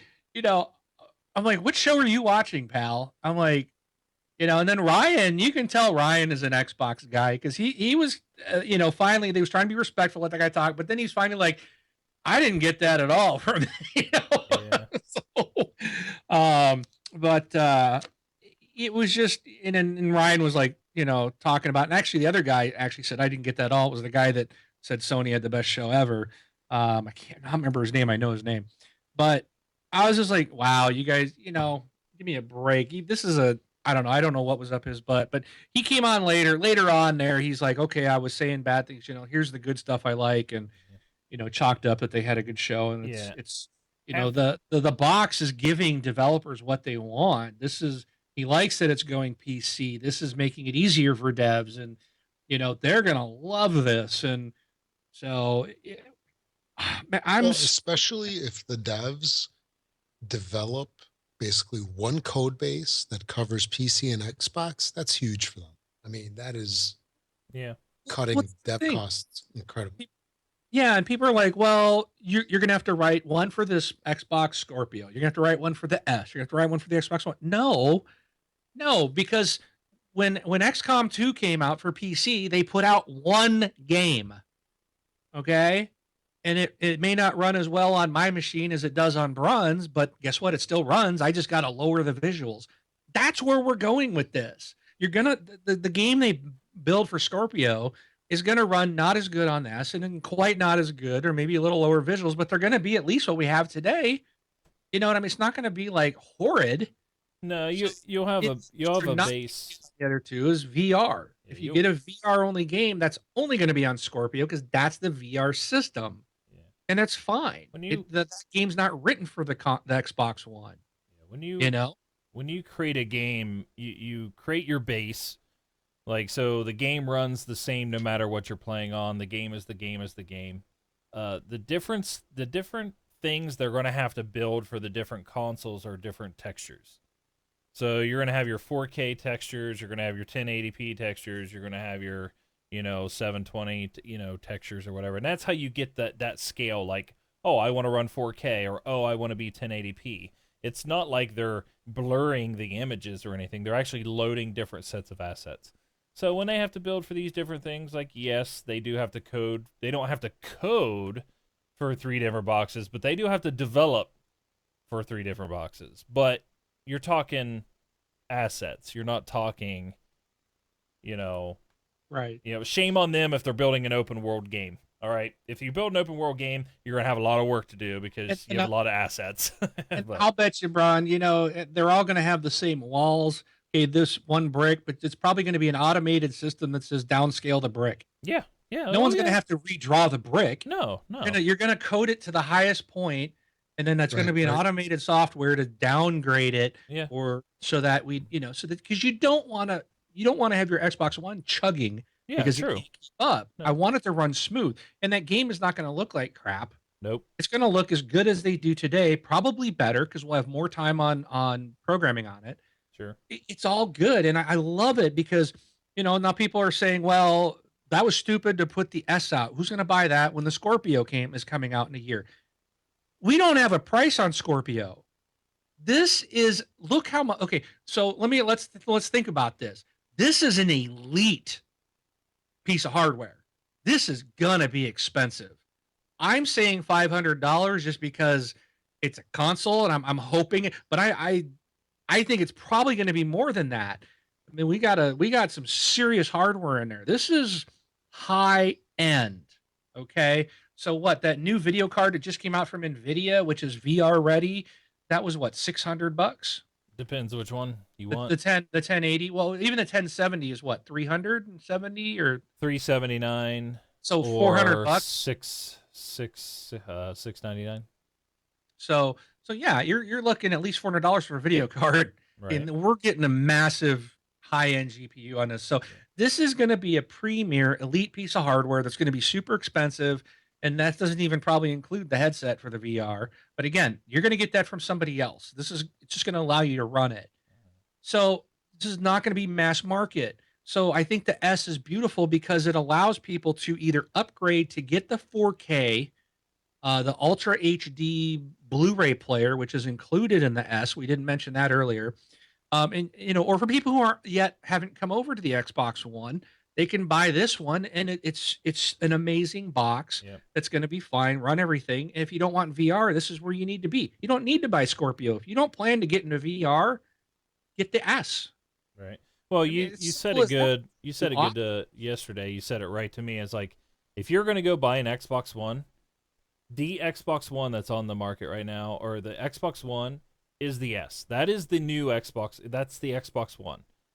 It's not a separate one. It's not one you have to go buy. It's like, hey, I'm going to go buy my very first Xbox One. Well, guess what? You're buying the S because that's going to be the one available until all the other ones sell out. You know what I mean? So, and that's why they dropped those in price. The new Xbox is the S. Now,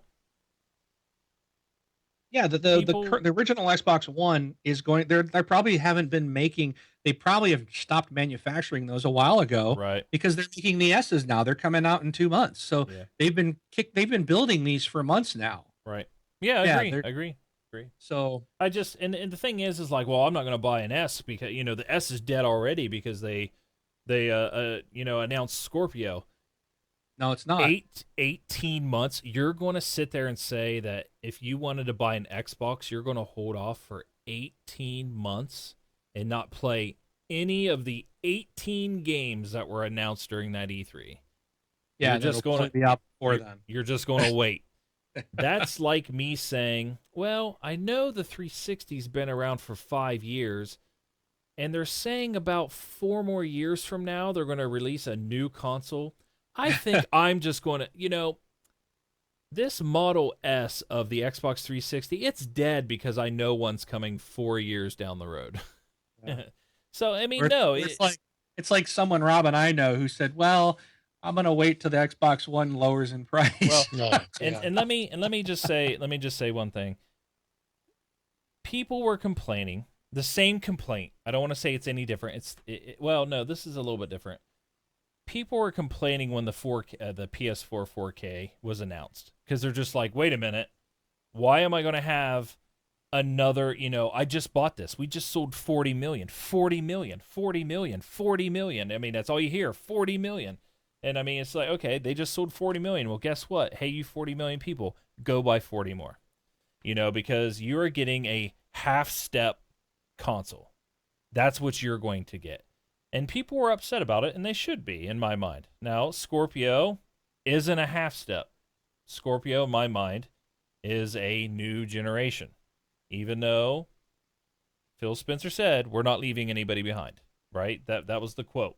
So all games that are made for Xbox One are going to play on Scorpio. And probably for a period of time, like I said, all games made are going to be like that. And eventually there will become a time where it's just like, you know what? This is a Scorpio only game. Maybe that's 2019, the year we expected a new console to hit the market. So, I mean, it's just like the silliness of like, oh no, the Scorpio's killing the S and this and that, and you're doing this and that. It's like, no, like if you really want to wait for the Scorpio, wait. Go for it. I don't care. But it is not the S is not dead. The Xbox One is not dead. So it was just a weird thing that I say. But when Sony, who is coming out with a console supposedly this year, um, it people are going to think it's the best idea ever, and they're going to continue to make and sell the PS4 the same time they are making the 4K because they've said the 4K is going to be a premium machine that costs more than the current PS4. So at least with the S, we're saying, hey, this is your Xbox One, and when the Scorpio comes out, probably be like, this is your this is your next Xbox. You want to buy it. But if you have an Xbox One or want to buy an S, buy an S. So that's what you're going to get. All right, just so you know, we have to be off in 25 minutes. All right, we'll make it 10. Let's go. So, do we want to quickly run through the other stuff, Well, or do we want to just talk any more about Do you want to jump into EA, Bethesda, Well, Sony? Brun got quiet, so he's done talking for No, now. Okay, no. good. Do Or Sony. Ubisoft. Do Sony. Hey, this is like the 2016 version of Mr. Roboto. Remember that back in the day when he would get all robotic? Oh yeah, that that's was when right. I was on my Mac. Yeah. So, Now he's just getting quiet. well, I'll tell you what. Skype is crapping out, so I can't help it. Ah, So we're on borrowed time. Let's roll. Yeah. Okay, so we got like I said, we got about 20 minutes and then we need to wrap. So let me just run through some of the big name stuff. So EA talked about Titanfall 2. Oh my gosh. Grappling hooks, baby. Lots of new weapons. A single player campaign is not going to be in the game. I think they said there's 6 new Titans.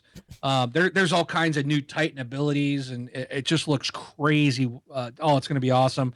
They're going to have a multiplayer test prior to the launch, and the game is coming in October 28th of this year. I mean, I Titanfall 2 is something I was guaranteed to buy. I mean, Yeah. it's just it's all so. Looks really good. Oh my gosh, I'm in love with it.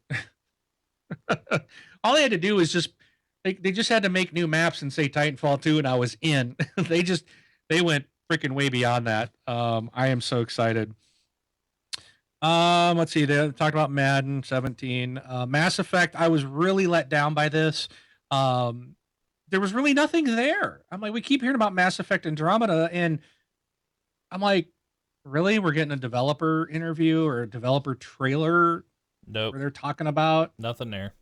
Yeah, and the only thing I pulled out of it that I thought was cool is the game's gonna be powered by Frostbite, so the game will look good and it'll have destructible environments. Then they spent about an hour on FIFA, so I took a nap. Then they talked about some game called Fee. It's a new indie game. Then they went into Star Wars, talked about new games coming out 2017, 2018, and 2019. Okay. So we're getting a new installment of Battlefront next year. So there'll be a new Battlefront next year. Visceral's going to do a new action adventure Star Wars game with new characters in 2018. And Respawn is doing a third person action adventure game, which looks to be 2019, Star Wars based. So, and if you're wondering who Respawn is, those are the makers of Titanfall. Yeah, you wanna know the weird thing about, at least when they're saying 2017, 2018, and 2019? At least they were giving you a year. Yeah. And we're saying that it's stupid what they're saying, because like you're talking about something in 2019, Yeah. but then it's okay and you win E3 if you just announce something and never even give it a date. No. So, but And continue. then they went into Battlefield, which we've already talked about. Comes out October 21st. That ended the EA show. So, do you guys have any thoughts or comments on anything from EA? I would say the first 10 minutes were No. awesome, and then the rest of the thing was boring. Well, except for the last 10 minutes, right, of Battlefield.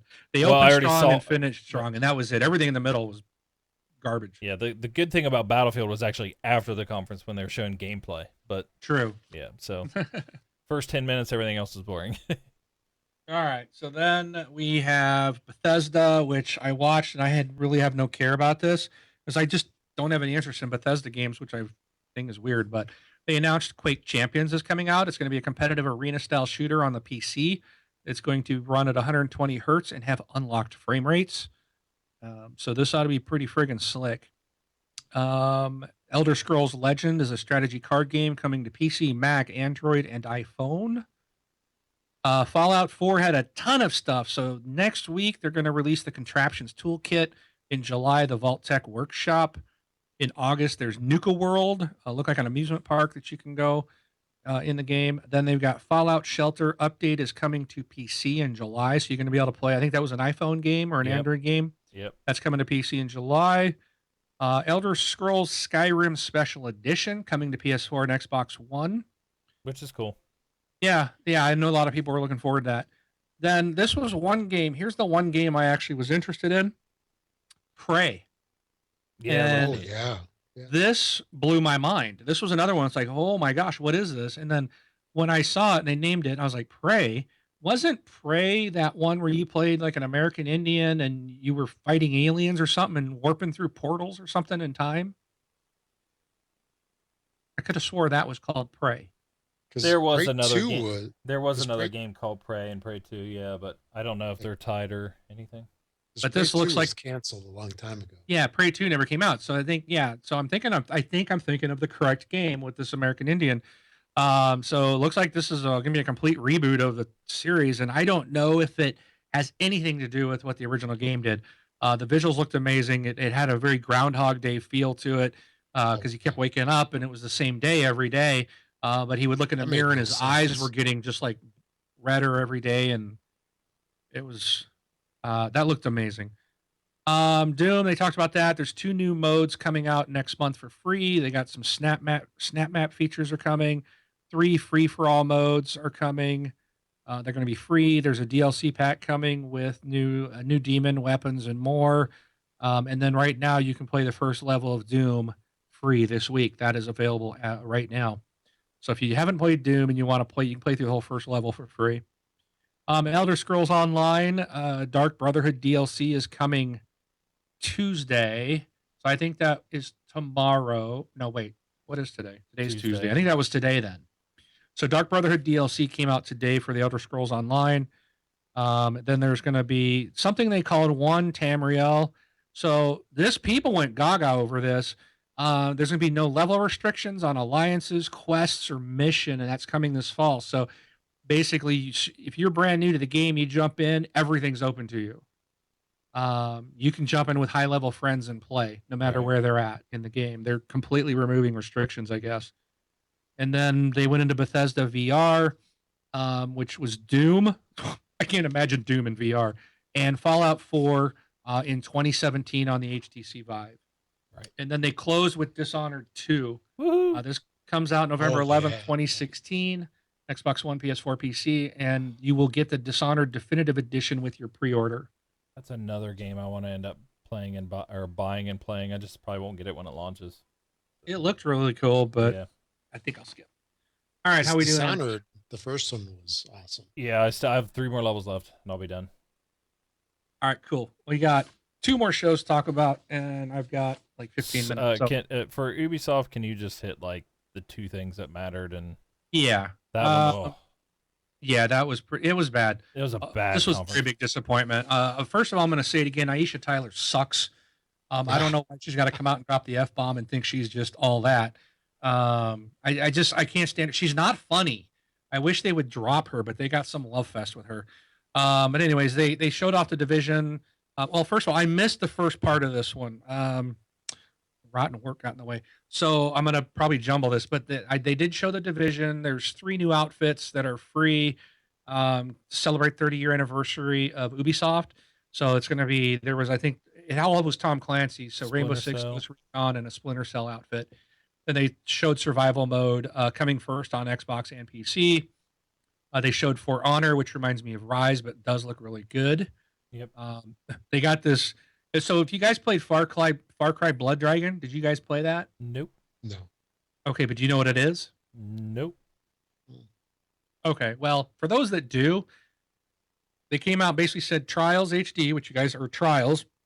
You know what that is? Yep. Had a baby with Blood Dragon, and this is what it is. So it's called Trials of the Blood Dragon, and Oh, it's okay. a bizarre animated version of Trials with, I guess, Blood Dragon. I don't know. It's really weird. It's available right now for $14.99. Watch Dogs 2 comes out November 15th. DLC 30 days first on PlayStation. So PlayStation getting all the love there, but it'll be the game shipped day and date. I think this looks great. I'm buying Watch Dogs 2. I liked the first one, but this one looks like it's going to be amped up and even better. Ghost Recon Wildlands, March 7th, 2017. I'm all in, dude. I'm happy. If this is GRAW 2 co-op, because that was the best part of GRAW 2 was all the co-op missions. Oh my gosh, we've got I don't even know how many hours we have in just doing that. Yeah. We spent a Remember. lot of Friday Night Lives doing GRAW 2. Remember all the times when I said, I think all we need is a game of like Graw 2 where all you kept pumping out was mission after mission after mission after mission after mission and just let us keep playing missions and missions and missions. That's what this Finally. game is. That's what Yeah, I'm this is so excited for this one too. So Yeah, it's open world co-op. I mean, it looks like I'm imagining there's going to be AI characters if you're by yourself. We don't really know yet, but Right. it is an open world game, and I am so friggin' ecstatic about it. I watched I think a 10-minute playthrough today. Whoever was playing was a moron. I I don't know. I don't Really? know What do you who it think? was, man. It I don't know who it was on. It was an IGN video, and whoever was there should be ashamed. It's like they had no clue what they were doing. But the game I'm just like, this looks like it's what I wanted out of Ghost Recon. So this the same reason why Sea of Thieves. That's the same reason for this one. It's the same reason for the Minecraft. It's the horrible acting, trying to make it seem like you no, no, got. no, no, no. I'm talking. It wasn't that. It was just all you saw was their character. You didn't hear anybody talking. They had no clue what they were doing in this game. Oh, which one are you talking about? Ghost Recon Oh, Wildlands. see, that's what I'm talking about. When No, I they were watched the talking. video today. No, Oh, I okay, watched okay. the Sorry, video I was today. talking about the one in the It's like conference. 10 minutes of gameplay. No, not Okay. the whole. Oh, I've landed over Mike 17 meters. Yeah, I'll get the helicopter. Mike check 2. No, Yeah. yeah, that was Okay. stupid. People don't talk like that. At least not in the gaming world. No, today it was just on the floor gameplay. Someone had recorded someone from IGN playing, right, for like 10 minutes. Right. And they had no clue what they were doing, and they were horrible at it. They couldn't drive. They didn't know how to get in the car. They couldn't reload. They're just standing there. They're getting shot from all these, and they're just standing there. And I'm like, how many hits can this guy take? So obviously it's a demo, so they like make it so you don't die a million times. But I'm just like, oh, I would never have this guy on my team. He was just horrible. All right, we've got about 9 minutes. I want to shut off at 8:20 my time just to Yep. make sure that gives us a little leeway. So I'll run through Sony real quick, and then we'll have final comment. I'll shut up, and you guys got final comments. Okay. Sony opened with God of War, no release date. Game looks amazing. One thing that I thought was interesting is after that, the whoever the guy is that's in charge of it now, who come out and ran the show, said, "We hope to impress you." Yeah. Like, really? You started out, we hope you like this. Thought that was kind of interesting. Then they showed Days Gone, which looked amazing. Yep. I called it the motorcycle game with no release date. Last Guardian comes out October 25th. This is the Bird Dog game. Bird dog. Horizon Zero Dawn is a good looking game, but I didn't get it, and I'm not interested. It's early. It's 2017. They didn't give me a date on the show. Oh yeah, but it was actually coming out this year and got delayed to early next year. Okay. And then one that Brun really liked that we all did, I think, that we're watching is Detroit Become Yeah. Human. Yep. This looks cool, and I like the concept. Yeah, me too. Then Resident Evil 7 Biohazard comes out January 24th. This is a VR game. PSVR comes out October 13th for $3.99. They said 50 games before the end of the year. I noticed someone else earlier in the chat said they're all going to be Kinect-like games or Wii games. I'm sure that's exactly what they're going to be. Yeah.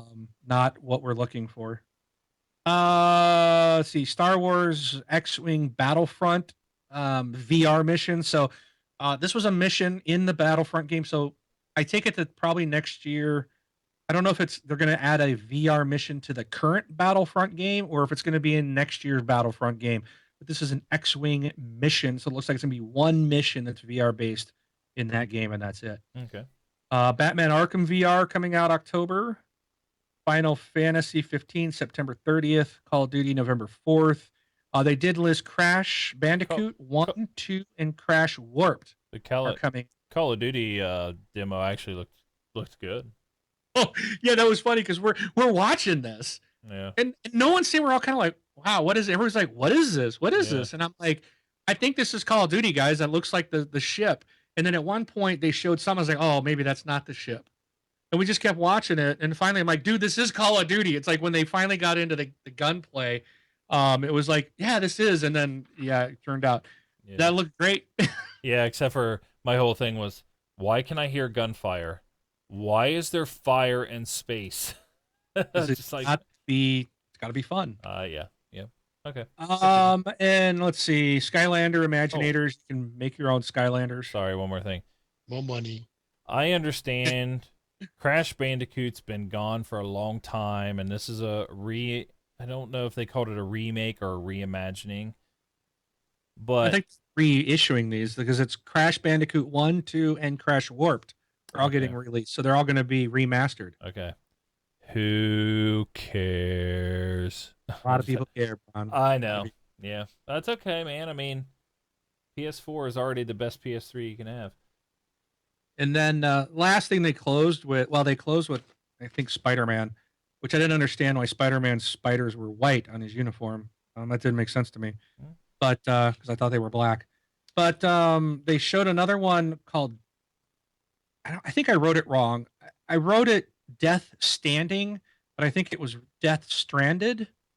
Was the name of the game by Hideo Kojima, and Oh, essentially it was Norman Reedus naked. yeah, Um, it looked just like Norman Reedus. I mean, you could tell it wasn't him, that it was CGI, but it was the best CGI I've ever seen of someone we know. You know, yeah. it was like, wow, that really looked like him.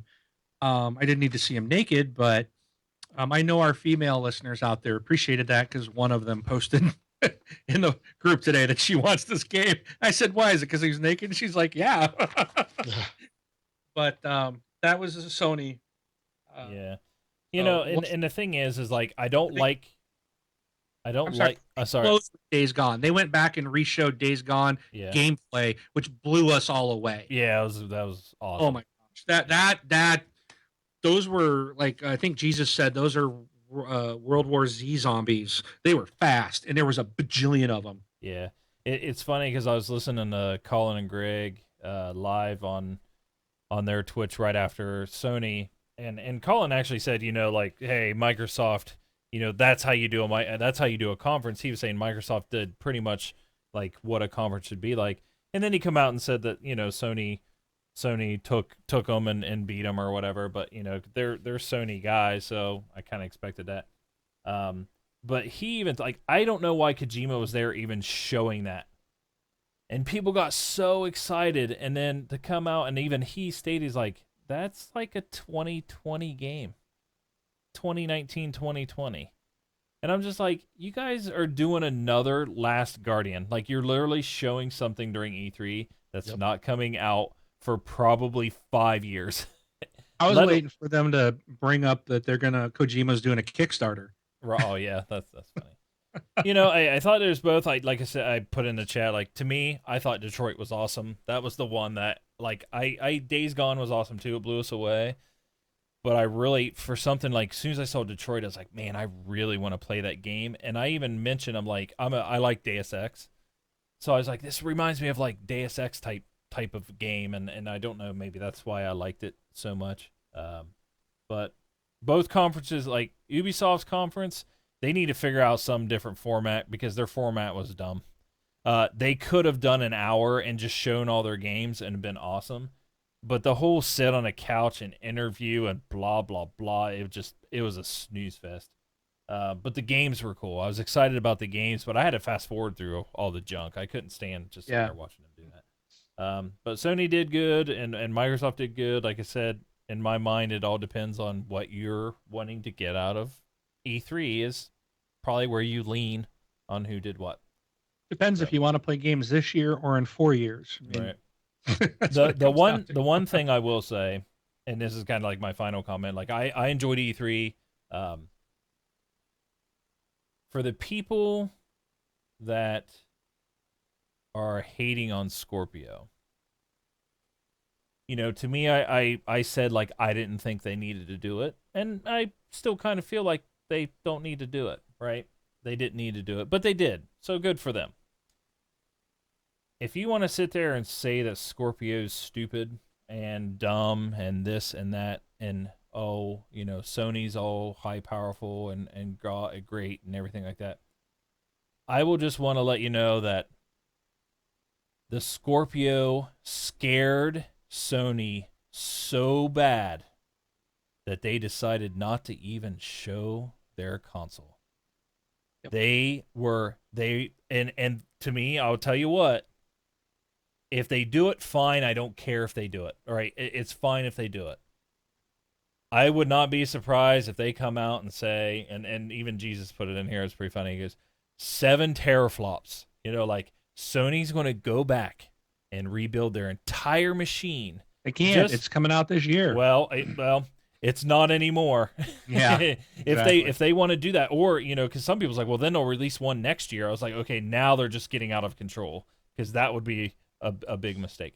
But I will say that if for anybody that wants to sit there and say that Scorpio's stupid, it literally struck fear into a company that is 2-to-1, 40 million to not even bring their hardware up. That's how what Scorpio just did to the entire thing, whether you like it or not. I mean, that's the thing. Whether you like it or not, that's what happened. And you can't deny it. So I wait and see what happens. That's all I can say. You can't call it stupid when you don't even know what it is, but that's what happened. And you can't deny it. So but Rob, any last thoughts? We gotta turn off like in the next 2 minutes. Um, Yeah, I last think words. I think we hit just about everything. Did we mention Minecraft? That was kind of a I big thing skipped as over well. it. Yeah. So there's the mention of Minecraft, which is pretty cool. They've added a whole bunch of like cross-platform play realms. Although I think you have to pay for that. I briefly looked at it. yep. $4 Um, a month. Yeah, and yeah, that was VR. That wasn't that Carmack on the VR Yep. yeah. And playing with what those was guys, what was interesting was he was on the VR, not the Oculus. and someone was I think on a Surface tablet, and someone was on Yeah. Xbox or something. Yep. Hmm. One. He was on the And Gear VR. Yeah. yeah, I was really surprised not to see anything from HoloLens It's because not a they game. showed it. It's not Yeah, a gaming. It's not Yep. a gaming device. yeah.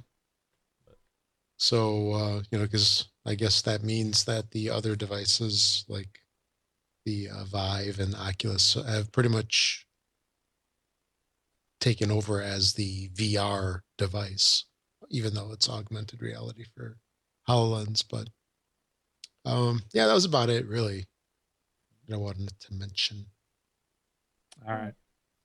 All right. Well, let's shut this off so I don't get hosed on this all right. YouTube Everybody will be migration. back. We'll be back Sunday with a regular show. So we will see you then. I'm Brun BJ Swick 33. This is Rob, also known as Presar. Thanks for listening, everybody. I'm Mark, aka Wingman 709, taking off.